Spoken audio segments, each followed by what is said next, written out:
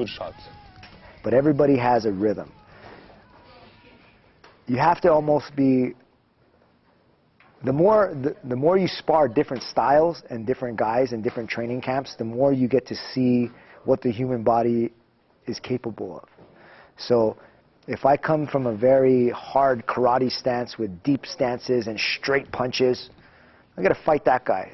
So I should spar someone like that, see how that is. Then I get the timing for what his discipline offers. So how does he set up his punches? How does he set up his kicks?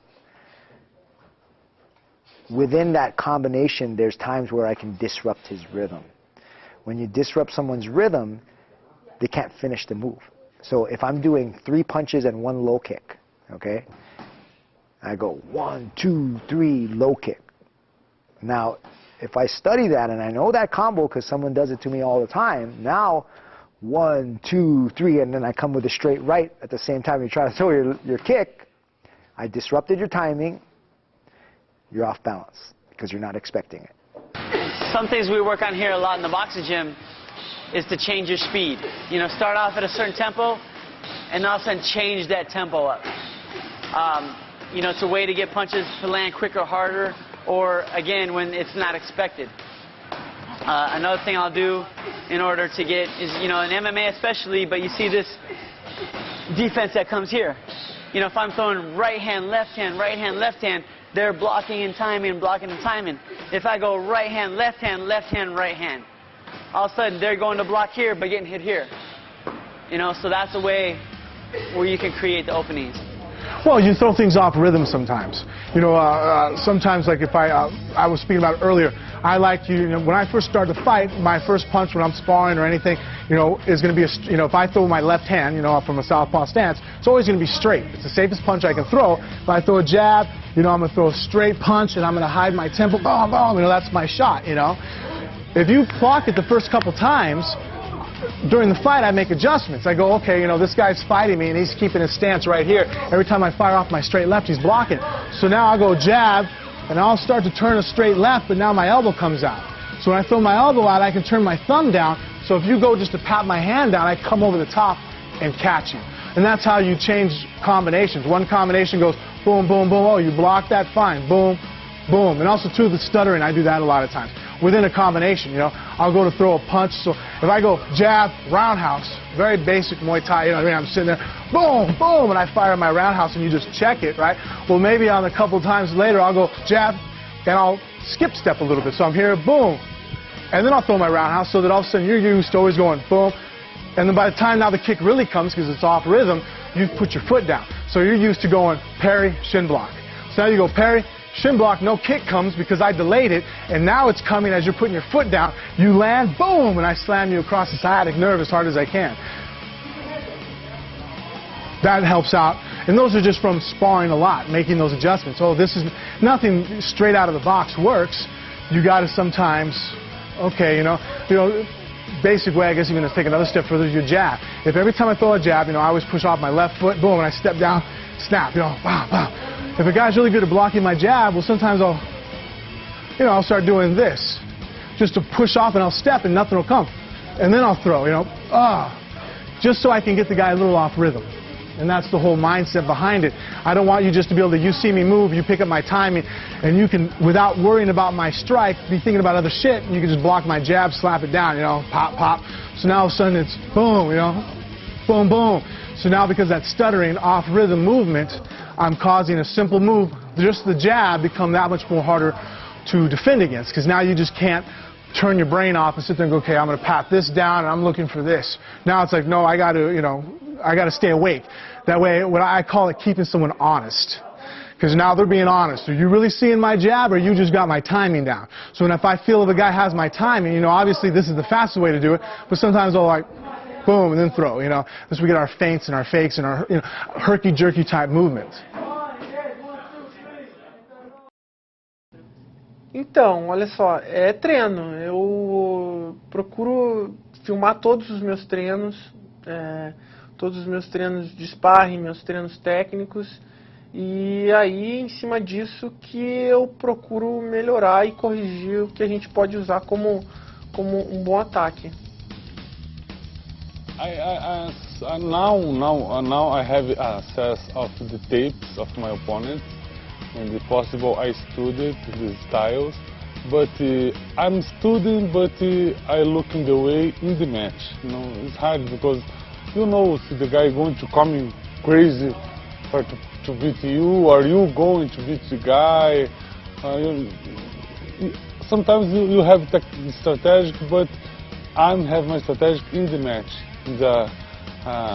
I put my plan to beat the plan of my opponent.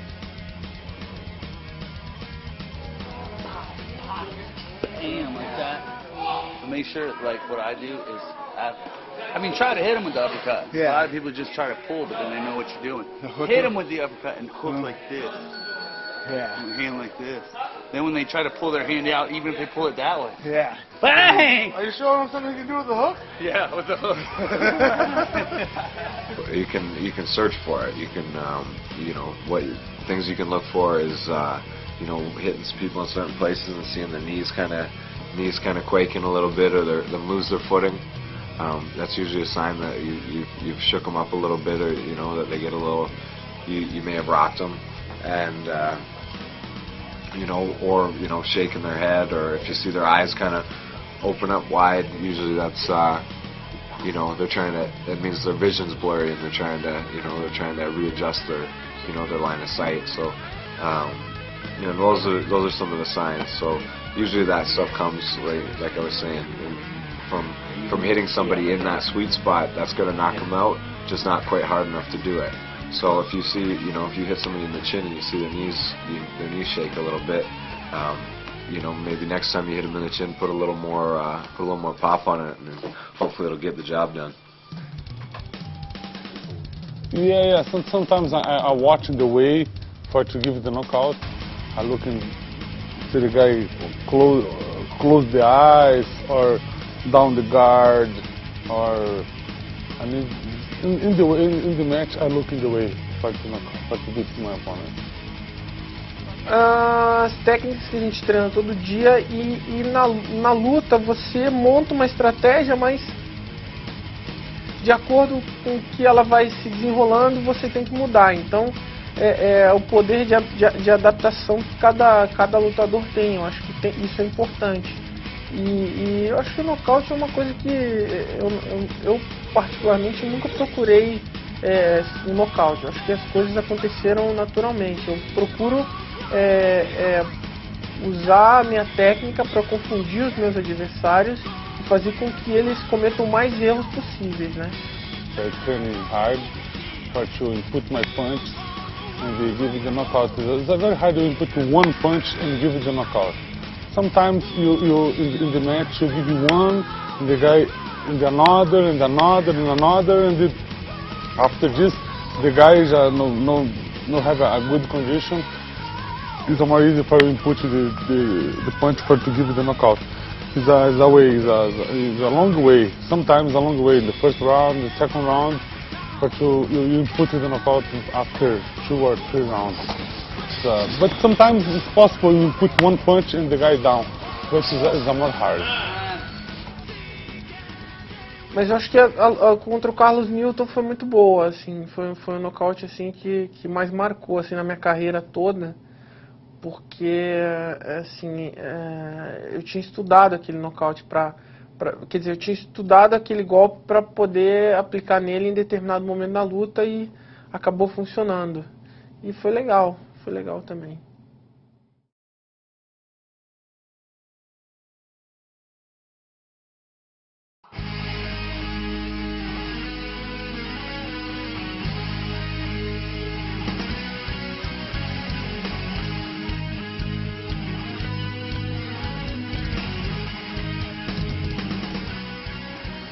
When you're talking about knocking people out, whether it be body shots, having the brain bounce off the skull, there's always a certain technique or a way to hit that's going to be more effective than other ways.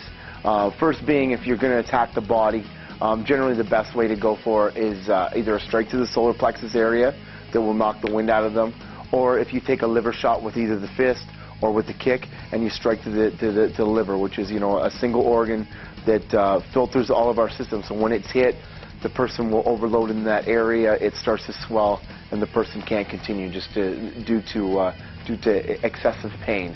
And again, that's from a good liver shot, just finding the right angle, getting underneath those ribs and getting through to the organ. The solar plexus, like I mentioned first, nice straight area right where the ribs open up and come through, where your sternum is. There's that spot where if you fell out of a tree or off a swing set, you feel that pain in that area. That's your solar plexus area. Next being the brachial plexus, the most common used is the shin kick, it being either a swing kick or a switch kick to the neck, where the most common area of the brachial plexus is. And once that shin hits, because the shin is very sharp, a straight edge and a small striking surface, it's going to make the nervous system shut down quickly, again separating the brain from the rest of the body so the person's still awake. If you take the knockout where the person's head is being jarred, generally a big hooking punch, or even if you watch a lot of mixed martial arts, you see people get picked up either in a high crotch or a double leg takedown, picked up nice and high in the air and slammed. When the body hits and the head continues to roll and slams off of the canvas or the mat, that's when a knockout like that happens, when the brain is being jarred against the skull and then releases and then the person falls asleep. And again, the last one being the nervous system being struck. Your best bet is either a straight punch, and one of the most common if you study striking matches is the back uppercut, because it gets underneath the chin and it strikes those nerve endings that overload and shut down. So straight punches, uppercuts, or hooks are your best target when you're going after that nervous system right along the skull line.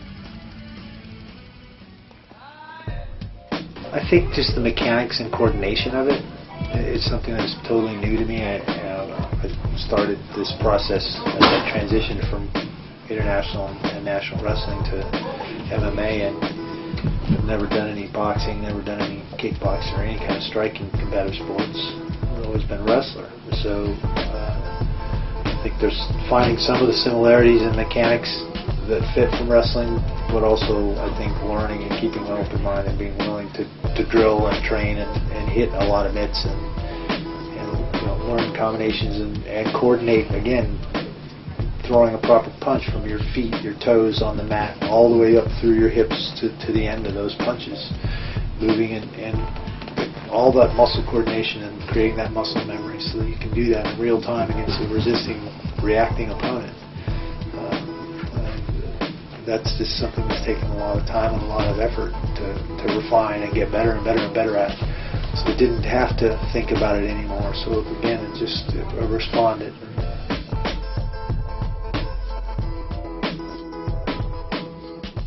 You need to know what's the punch. Well, so the guy give you the punch, or the guy give you the kicks, or the guy give you the takedown.